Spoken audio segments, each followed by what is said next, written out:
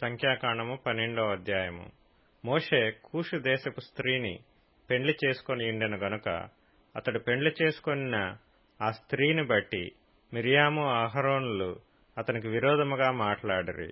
వారు మోషే చేత మాత్రమే యెహోవా పలికించినా ఆయన మా చేతను పలికింపలేదా అని చెప్పుకొనగా యెహోవా ఆ మాట వినెను.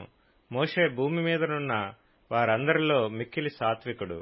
యెహోవా మీరు ముగ్గురు ప్రత్యక్షపు గుడారమునకు రండని హఠాత్తుగా మోషే అహరోనును మిర్యాములకు ఆజ్ఞనిచ్చెను. ఆ ముగ్గురు రాగా యెహోవా మేఘస్తంభములో దిగి ప్రత్యక్షపు గుడారము యొక్క ద్వారమునొద్ద నిలిచి అహరోను మిర్యాములను పిలిచెను. వారిద్దరూ రాగా ఆయన, నా మాటలు వినుడి, మీలో ప్రవక్త యుండిన ఎడల యెహోవానగు నేను దర్శనమిచ్చి అతడు నన్ను తెలుసుకొనున్నట్లు కలలో అతనితో మాట్లాడుదును. నా సేవకుడైన మోషే అట్టివాడు కాడు. అతడు నా ఇల్లంతటిలో నమ్మకమైనవాడు. నేను గూఢభావములతో కాదు, దర్శనమిచ్చి ముఖాముఖిగా అతనితో మాట్లాడుదును. అతడు యెహోవా స్వరూపమును నిదానించి చూచును. కాబట్టి నా సేవకుడైన మోషేకు విరోధముగా మాట్లాడుటకు మీరేల భయపడలేదనెను. యెహోవా కోపము వారి మీద రగులుకొనగా ఆయన వెళ్లిపోయెను. మేఘమును ఆ ప్రత్యక్షపు గుడారం మీద నుండి ఎత్తబడెను. అప్పుడు మిర్యాము హిమము వంటి తెల్లని కుష్టుగలదాయెను. అహరోను మిర్యాము వైపు చూచినప్పుడు ఆమె కుష్టుగలదిగా కనబడెను. అహరోను, అయ్యో నా ప్రభువా, మేము అవివేకులము, పాపులమైన మేము చేసిన ఈ పాపమును మా మీద మోపవద్దు.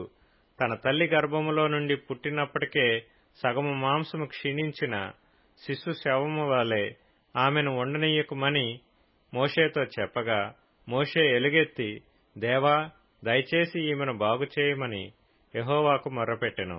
అప్పుడు యెహోవా మోషేతో, ఆమె తండ్రి ఆమె ముఖము మీద ఉమ్మివేసిన ఎడల ఆమె 7 దినములు సిగ్గుపడును గదా. ఆమె పాళెము వెలుపల 7 దినములు ప్రత్యేకముగా ఉండవలెను. తరువాత ఆమెను చేర్చుకొనవలెను.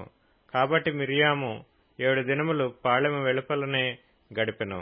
మిర్యాము మరలా చేర్చబడు వరకు జనులు ముందుకు సాగరైరి. తరువాత జనులు హజేరోతు నుండి సాగి పారాను అరణ్యములో దిగిరి. సంఖ్యాకాండము 13వ అధ్యాయము. యెహోవా మోషేకు ఇలాగున సెలవిచ్చెను. నేను ఇశ్రాయేలీలకు ఇచ్చుచున్న కనాను దేశమును సంచరించి చూచుటకు నీవు మనుషులను పంపుము. వారి పితరుల గోత్రములలో ఒక్కొక్క దాని నుండి ఒక్కొక్క మనుష్యుని మీరు పంపవలెను. వారిలో ప్రతివాడు ప్రధానుడై ఉండవలెను. మోషే యెహోవా మాట విని పారాను అరణ్యము నుండి వారిని పంపెను. వారందరూ ఇశ్రాయేలీలలో ముఖ్యులు.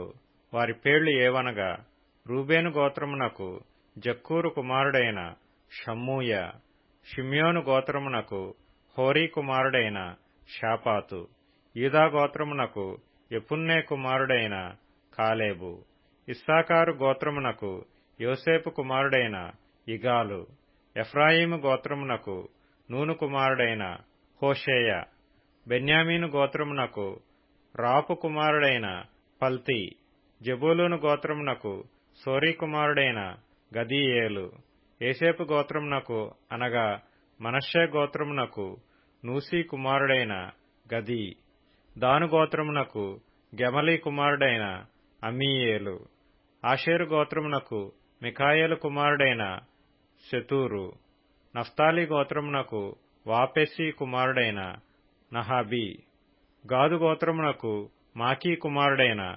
గెయువేలు అనునవి. దేశమును సంచరించి చూచుటకు మోషే పంపిన మనుషుల పేర్లు ఇవి. మోషే నూను కుమారుడైన హోషేయకు యెహోషువ అను పేరు పెట్టెను.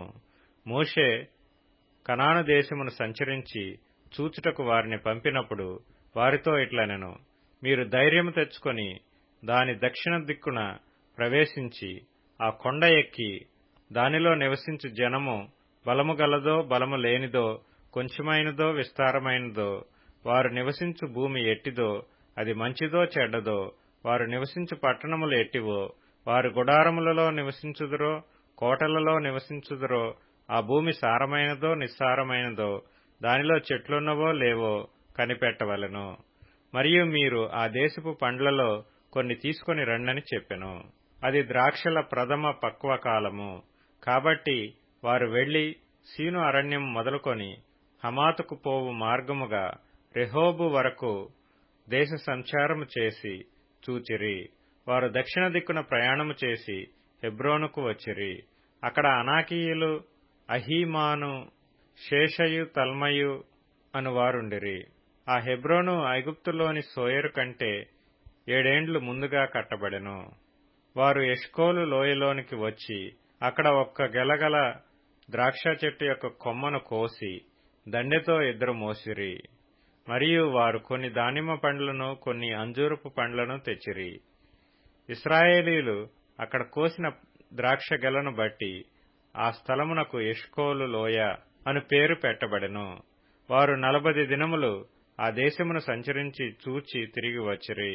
అట్లు వారు వెళ్లి పారాను అరణ్యమందలి కాదేశులోనున్న మోషే అహరోనుల యొద్దకును ఇశ్రాయేలీల సర్వ సమాజమునొద్దకును వచ్చి వారికిని ఆ సర్వ సమాజమునకును సమాచారము తెలియచెప్పి ఆ దేశపు పండ్లను వారికి చూపించిరి.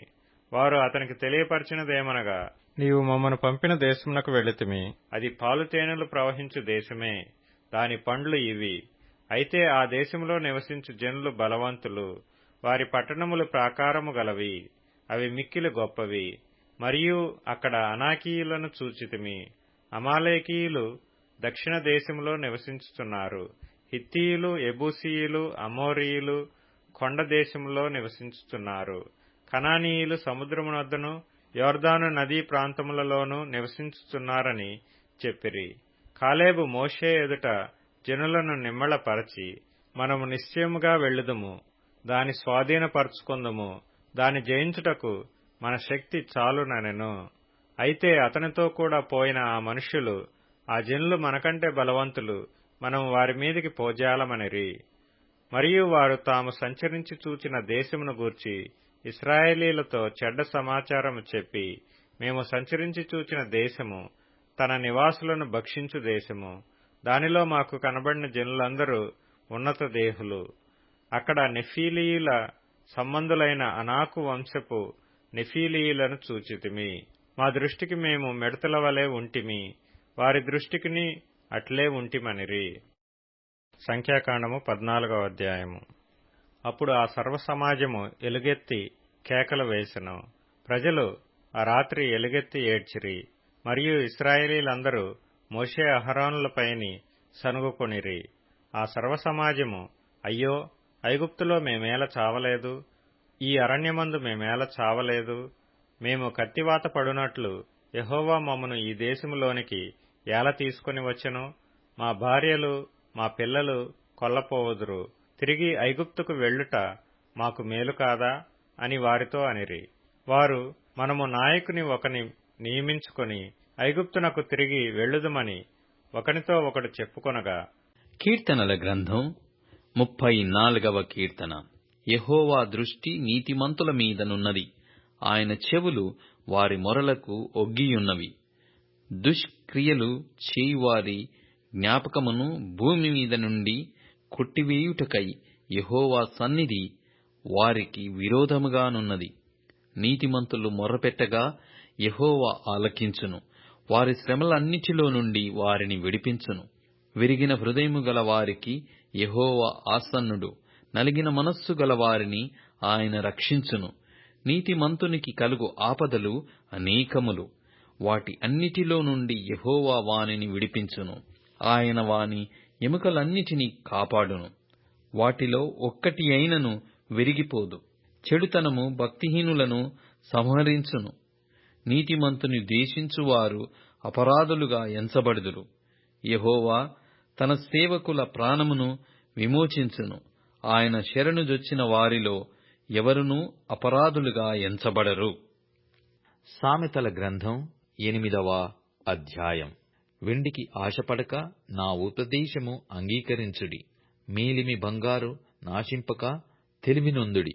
జ్ఞానము ముత్యముల కన్నా శ్రేష్టమైనది, విలువగల సొత్తులేవియు దానితో సాటికావు. జ్ఞానమును నేను, చాతుర్యమును నాకు నివాసముగా చేసుకొనియున్నాను. సదుపాయములు తెలుసుకొనుట నా చేతనగును. యెహోవా యందు భయభక్తులు కలిగియుండుట చెడుతనము నసహించుకొనుటయే. గర్వము, అహంకారము, దుర్మార్గత, కుటిలమైన మాటలు నాకు అసహ్యములు. మార్కు సువార్త 13వ అధ్యాయం. కాగా ఇదిగో క్రీస్తు ఇక్కడనున్నాడు, ఇదిగో అక్కడనున్నాడు అని ఎవడైనను మీతో చెప్పిన ఎడల నమ్మకుడి. ఆ కాలమందు అబద్ధపు క్రీస్తులను, అబద్ధపు ప్రవక్తలను వచ్చి సాధ్యమైన ఎడల ఏర్పరచబడిన వారిని మోసపుచ్చుటకై సూచక క్రియలను, మహత్కార్యములను అగపరచెదరు. మీరు జాగ్రత్తగా ఉండుడి. ఇదిగో సమస్తమును మీతో ముందుగా చెప్పియున్నాను.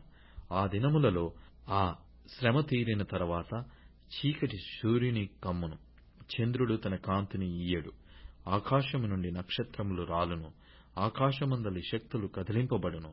అప్పుడు మనుష్యకుమారుడు మహాప్రభావముతోనూ మహిమతోనూ మేఘారూఢుడై వచ్చుట చూచెదరు. అప్పుడు ఆయన తన దూతలను పంపి భూమి అంతము మొదలుకొని ఆకాశ అంతము వరకు నలుదిక్కుల నుండి తాను ఏర్పరచుకొనిన వారిని పోగు చేయించును. అంజూరపు చెట్టును చూచి ఒక ఉపమానము నేర్చుకొనుడి. దాని కొమ్మ ఇంకా లేతదై చిగిరించినప్పుడు వసంతకాలము సమీపముగా ఉన్నదని మీకు తెలియను. ఆ ప్రకారమే మీరు ఈ సంగతులు జరుగుట చూచునప్పుడు ఆయన సమీపముననే, ద్వారము దగ్గరనే ఉన్నాడని తెలుసుకొనుడి. ఇవన్నీ జరుగు వరకు ఈ తరము గతింపదని నిశ్చయముగా మీతో చెప్పుచున్నాను. ఆకాశమును భూమియు గతించును గాని నా మాటలు గతింపవు. ఆ దినమును గూర్చియు ఆ గుడిని గూర్చియు తండ్రి తప్ప ఏ మనుష్యుడైనను, పరలోకమందలి దూతలైనను, కుమారుడైనను ఎరగరు. జాగ్రత్తపడుడి, మెలకువగా నుండి ప్రార్థన చేయుడి. ఆ కాలం ఎప్పుడు వచ్చునో మీకు తెలియదు. ఒక మనుష్యుడు తన దాసులకు అధికారమిచ్చి ప్రతివానికి వాని వాని పని నియమించి మెలకువగా నుండుడమని ద్వారపాలకులకి ఆజ్ఞాపించి ఇల్లు విడిచి దేశాంతరము పోయినట్టే ఆ కాలము ఉండును. ఇంటి యజమానుడు ప్రొద్దుగ్రుంకి వచ్చునో, అర్ధరాత్రి వచ్చునో, కోడి కూయినప్పుడు వచ్చునో, తెల్లవారునప్పుడు వచ్చునో, ఎప్పుడు వచ్చునో మీకు తెలియదు. ఆయన అకస్మాత్తుగా వచ్చి మీరు నిద్రపోవుచుండుట చూచునేమో గనుక మీరు మెలకువగా నుండుడి. నేను మీతో చెప్పునది అందరితోనూ చెప్పుచున్నాను, మెలకువగా నుండుడనెను.